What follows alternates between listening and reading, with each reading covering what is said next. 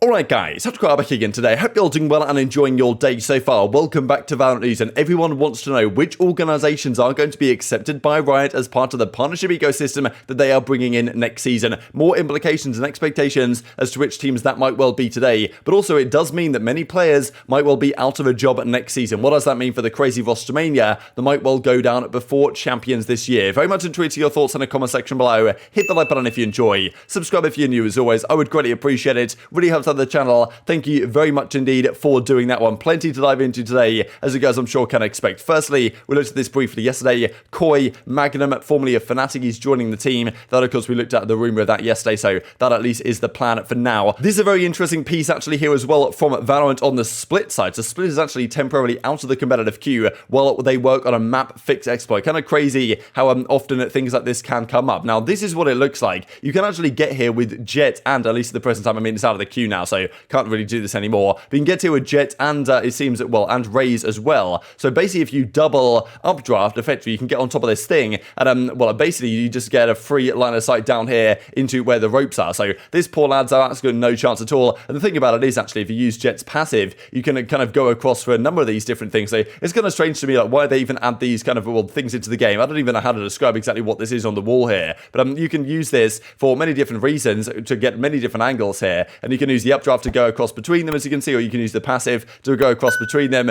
and make you make yourself pretty much impossible to kill and deal with. So I'm surprised honestly people didn't find out about this sooner, because it seems like something that people would see and think, okay, can I get on top of that? And of course, well, they've done that, so maybe they'll just remove these or whatever they're going to decide to do. You can also get here with Raze, as we just saw. So, well, I mean, basically the same way. You chuck the kind of a jetpack thing here on the wall, and then you just bounce up and do another one. It's a bit harder to do, more technical, but you can do exactly the same thing. So that's something that I imagine they're going to try and be removing at the present time. Let's dive then into this roster stuff. So this really leads into the big discussion on what's going to happen in the North American side with regard to the partnership league. So right now, version 1, we don't know what they're going to be doing necessarily to get into the partnership league next season. They might be on the cusp of making it, but for now, Xander, we heard some rumors that they were going to be benching Xander from the team, but frankly, they don't really have all that much to play for right now, version 1 it seems. So they couldn't find a replacement, have nothing to play for really until the start of the new season, so no other changes as of yet. But as George Geddes does point out, once the small break begins for most North American teams, post-playoffs, post-masters, you will see moves going down. So this is around about the time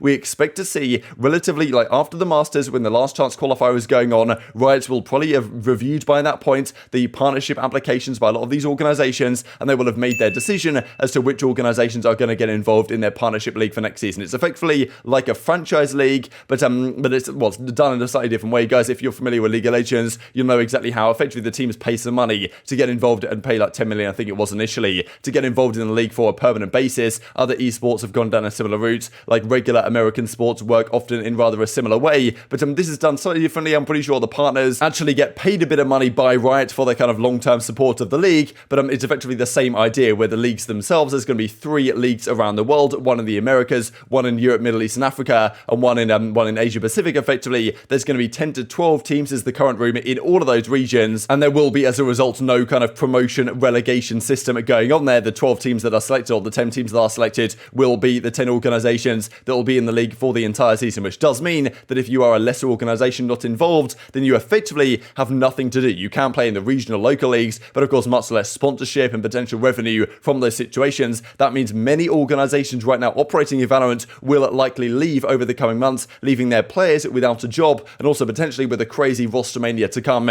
if those players want to get recruited by actual organizations that are in the partnership side. So we've looked at this the last few days. What Bo believes is kind of his expectations of which organizations will get in various regions. This is informed not only by his kind of perspective and his opinion, but also by what he's heard behind the scenes as to the way Riot conducts business, the way they're making their decisions as to which organizations they want to partner, and any kind of hidden details about some of these organizations that people might not know. So this is his expectation. We believe out of the 10 teams that will come in, 10 to 12 is the rumor, but if it is 10, these are the 10 he expects. A Loud MIBR from the Brazilian scene, Crew Esports he reckons for kind of from Latin America in general, and then 7 North American organizations, OpTic, Cloud9, Sentinels. Sentinels rather an interesting one of note, because they're not quite the organization of the same caliber, at least in terms of their kind of history, pedigree, other organizations or other kind of esports they operate in, as OpTic, Cloud9, 100 Thieves for example are, but or TSM for example as well, but they are certainly the face of Valorant as a brand and as an organization. Apparently they pretty much fit everything that Riot are going to want from an organization here in the partnership side, so he reckons that Sentinels pretty much should surely get a spot next season, which I'm sure is good for Sentinels fans, of course. Means that their team and best players won't get scattered across other organizations. Then he reckons TSM will get a spot as well, so Sentinels TSM could well be back on the menu. They're, of course, trying to apply for it. Like, of course, the pedigree of the organization makes sense. But it's interesting the way they look at these things, because 100 Thieves, I think they, like, 100 Thieves, I think, would be certain to get it. Of course, in the top teams as well. NRG and Evil Geniuses finish out the job. So he reckons, though, that some of these might be replaced. FaZe T1, of course, that's a big mention there, actually, from T1, because they're building a roster right now. Zeta, of course, has gone over there. Autumn, Steel is still there. They've got a few other players on the roster as well. There has been a question as to whether they're going to go to try and join the Korean side, right, and join it, well, that league, or whether they're actually going to try and get involved in the North American side. They say they want to get involved in the North American Partnership League, but it's far from guaranteed that's going to be the case with the competition here. Then I've got V1 at the Guards, for example. Now, the Guard, I think, are more likely maybe than Bo is kind of giving them credit for, just because they have a lot of resources behind them. Now, he does go on to say that he doesn't actually believe that the financial resources, the financial backing, is that much of an importance here. It's more about their other factors, not just about purely how much money they have. But the Guard do also operate esports teams in the Call of Duty League and in the Overwatch League as well, which costs a lot of money, right? And I feel like the Guard have also shown willingness to take chances on younger players, develop talent and stuff like this. So I feel like they've basically done everything they can do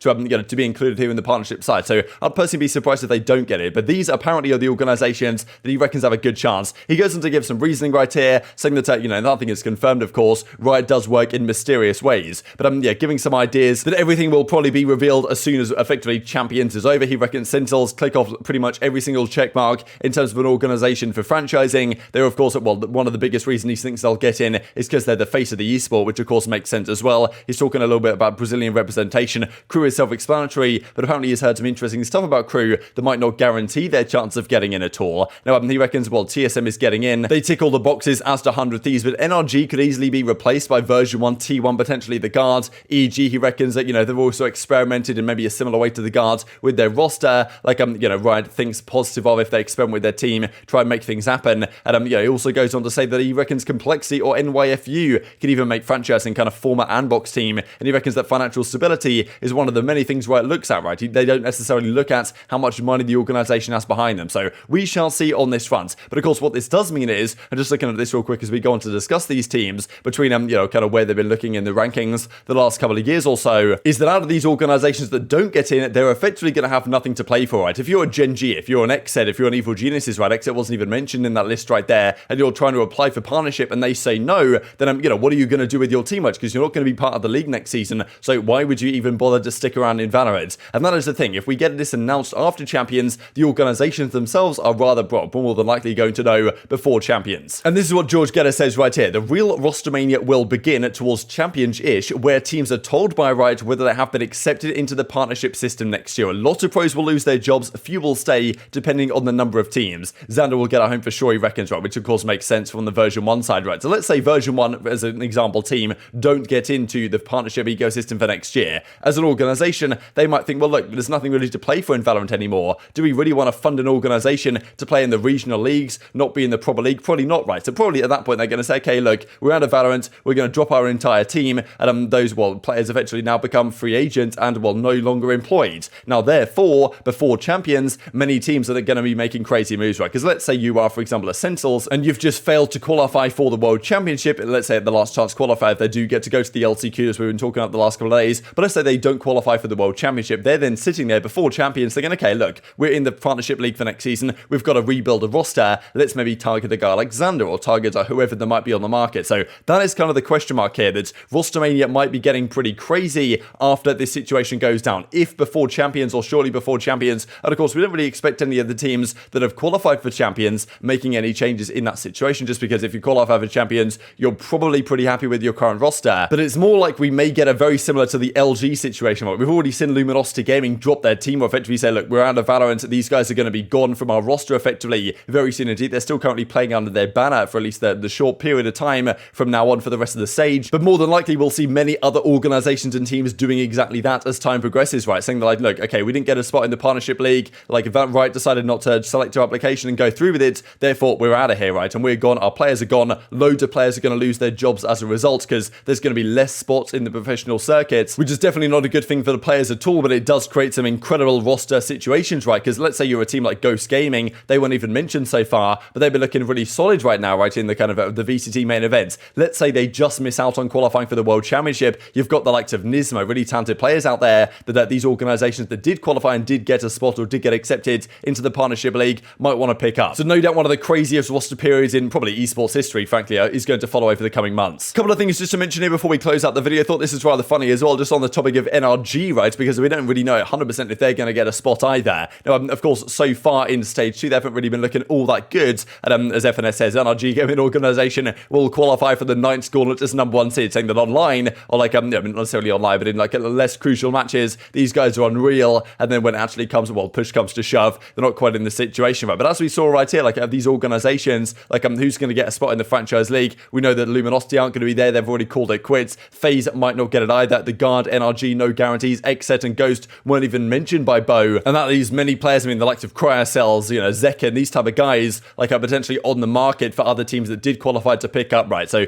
creates an incredibly interesting dynamic, right? And speaking of the Guard and NRG, two organizations far from guaranteed to get in. They play each other this weekend in an incredibly crucial game. The winner of that series goes to playoffs. The loser does not. And yeah, of course, well, the Guard want to make it happen. They move their team back out to Texas to try and make that become a reality. But yeah, here's Zekken from Xset with a pretty incredible clip right here. But again, no guarantees that by the end of the season, he'll actually be on an organization anymore if Xset doesn't get involved in the franchise or the partnership, as it's being called now, situation. But very much intrigued to your thoughts in the comment section below. Hope you guys enjoyed the video. If you did enjoy it, hit on the like button. Told you YouTube gods, it's a good video. And I was like you should see it as well. And I hope grow the competitive Valorant community. Thank you as always. Take care of yourselves, and I'll see you next time.